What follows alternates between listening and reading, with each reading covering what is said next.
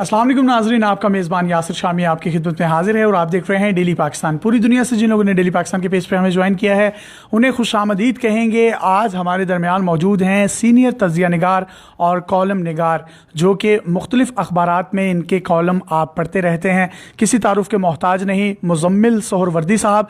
इनसे आज हम बात करेंगे वज़ीर आला पंजाब जो कि उस्मान बुज़दार साहब हैं, उनके बारे में क्या सराहियाँ की जाती हैं। बहुत से लोग ये बातें करते हैं कि वो जैसे पहले दिन थे आज भी वो वैसे हैं, वो बिल्कुल भी नहीं बदले। बदलाव नाम की कोई भी चीज़ उनमें आई ही नहीं। अब इसकी वजह क्या है? क्या सियासी मुखालिफिन जो हैं और कुछ जो हमारे मीडिया के दोस्त हैं वो उन पर बेजा तनकीद करते हैं? ये तनकीद किस हद तक ठीक है? ये तनकीद बजाय तनकीद है या तनकीद बराए तकलीद है? इसी हवाले से मुजम्मिल साहब से बात करेंगे। बहुत शुक्रिया डेली पाकिस्तान को टाइम देने का। सर, मुझे बताइएगा, उस्मान बुज़दार साहब पर हर बंदा ये तनकीद करता है कि पहले दिन से लेकर आज 11 माह उनकी हुकूमत को कंप्लीट होने वाले हैं, वो बिल्कुल भी नहीं बदले। तो आपको नहीं लगता कि उनको शहबाज शरीफ की तरह ज़रा एनर्जेटिक होना चाहिए, ज़रा मीडिया पर आकर थोड़ी सी अपनी तशहीर भी करनी चाहिए? वो मीडिया से भी ज़रा खौफ रहते हैं, डरे डरे रहते हैं, या इसकी वजह कुछ और है? देखें, लोग उस्मान बुज़दार के अंदर उस्मान बुज़दार को तलाश नहीं कर रहे। हर कोई अपनी ख्वाहिश के मुताबिक, कोई उस्मान बुज़दार के अंदर शहबाज शरीफ तलाश कर रहा है, कोई उस्मान बुज़दार के अंदर परवेज़ इलाही तलाश कर रहा है, कोई उस्मान बुज़दार के अंदर ग़ुलाम हैदर वाई को तलाश करने की कोशिश कर रहा है, कोई मंजूर भट्टू को तलाश कर रहा है, कोई उसको दोस्त मोहम्मद खोसा समझ रहा है। तो हमें ये समझना पड़ेगा कि पहली बात तो ये है कि जब तक आप उस्मान बुज़दार को के अंदर उस्मान बुज़दार को तलाश नहीं करेंगे तो आप उस्मान बुज़दार को नहीं जान सकेंगे। जो लोग ये तनकीद कर रहे हैं कि वो 1 साल में बदले नहीं हैं, बिल्कुल वैसे ही हैं, अगर वो बदल जाते तो ये कहते जी बड़ा बदल गया है, अब इसमें वज़ारत आला आ गई है, अब देखें जी पहले दिन तो बात नहीं करता था, अब किस तरह चढ़ चढ़ के बातें करता है। लोगों ने किसी हाथ भी जीने नहीं देना। मेरे ख्याल में वो ट्रू और जिस तरह पहले दिन था वैसे ही आ जाइए। उसके क्रेडिट की बात है या डिसक्रेडिट की बात है? वो जो पहले दिन था वही आज है, उसके अंदर कोई तब्दीली नहीं आई है। ये पॉजिटिव बात है या नेगेटिव बात है, आप बताएं। नहीं, मेरे ख्याल से तो ये पॉजिटिव बात है, लेकिन जो एक क्यास रहियाँ उनके मुतल्लिक मीडिया में की जाती हैं उससे बज़ाहिर ये लगता है कि उनको डिग्रेड किया जाता है। डोंट यू थिंक दैट कि शहबाज शरीफ के मुकाबले में कंपैरेटिवली इतने बेहतर नहीं हैं वो? नहीं, अगर वो मीडिया पे आके वैसे गरजने लग जाते, फिर आप कहने लग जाते कि उस्मान बुज़दार जो है ना वो शहबाज शरीफ बनने की कोशिश कर रहा है। अगर वो यूं ही अफसरों को डांटने लग जाते हैं पब्लिकली या बड़े अथॉरिटेटिव अपना एक बनाते, तो आप कहते ये तो शहबाज शरीफ बनने की कोशिश कर रहा है। फिर आप उसको कहते ये तो देखें नकल कर रहा है शहबाज शरीफ की। फिर उस तरफ आप उसको जीने ना देते।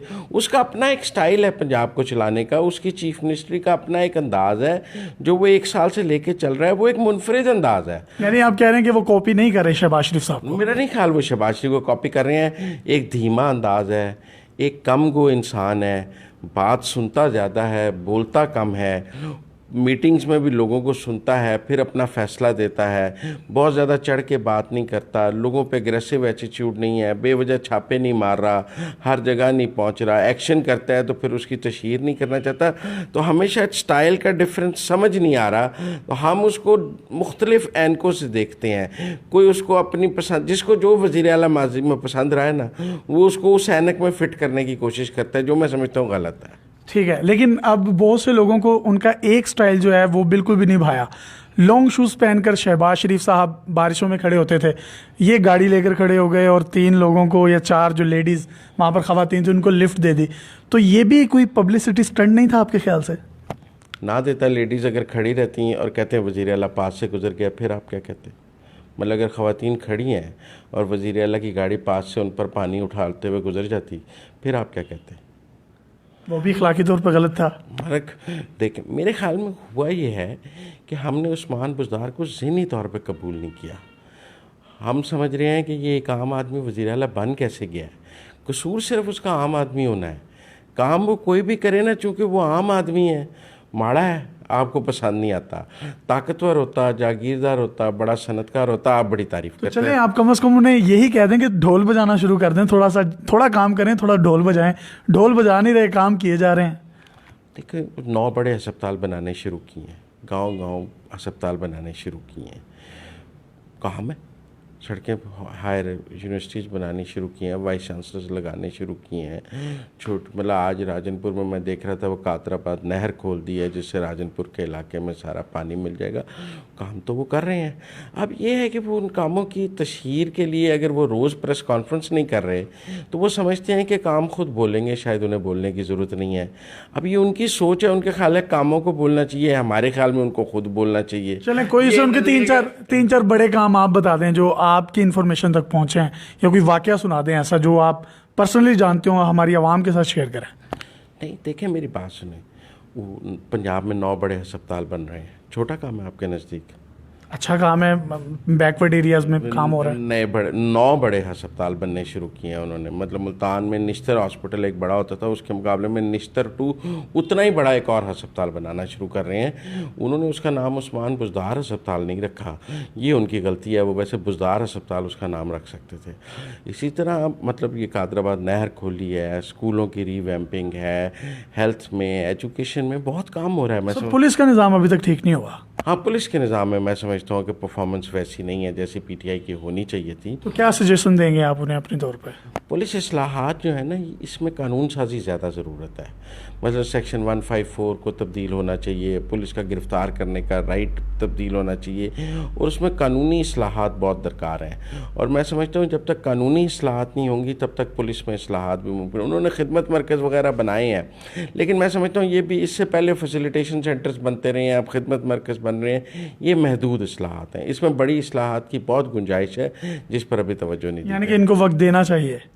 वक्त तो मिलेगा क्योंकि वो वज़ीर आला बन गए हैं। कुछ लोगों का ख्याल था 3 माह में चले जाएंगे, कुछ का ख्याल था 6 माह में चले जाएंगे। मैंने तो पहले दिन कहा था कि कोई वज़ीर आला जो है ना वो स्ट्रोक ऑफ पेन से नहीं हटाया जा सकता। ये वज़ीर नहीं है सुबह हटा दिया कल दोबारा, वो वज़ीर आला है। आप देखें चेयरमैन सेनेट को हटाने के लिए पूरी वोटिंग हो रही है, कितना लॉबिंग हो रही है, पैसा लग रहा है। वज़ीर आला को हटाना तो चेयरमैन सेनेट को हटाने से भी मुश्किल है। आपकी पेशन कोई क्या है इनके हवाले से? पूरी मुद्दत करेंगे अपनी 5 साल या चले जाएंगे? ये और इमरान खान इकट्ठे ही जाएंगे, अलग अलग नहीं जा सकते।